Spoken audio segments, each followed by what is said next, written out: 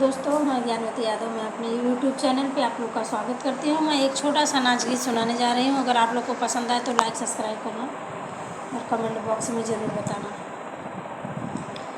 देवरा सिर से उतारी द गगरियाना, देवरा सिर से उतारी द गगरियाना, गगरियाना हो गगरियाना, देवरा सिर से उतारी द गगरियाना, देवरा सिर से उतारी द गगरियाना, देवरा सिर से उतारी द गगरियाना।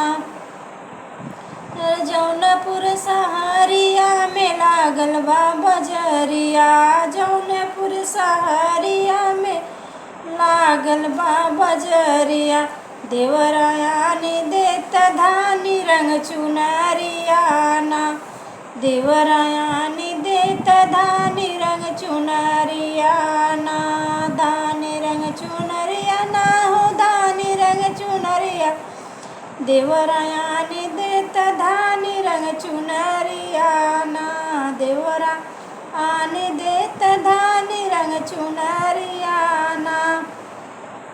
चुनरी पहिरे हम गाइली बजरिया, चुनरी पहिरे हम गाइली बजरिया, देवरा लागे गईल हमरो नजरियाना, देवरा लागे गईल हमरो नजरियाना, देवरा लागे गईल हमरो नजरियाना।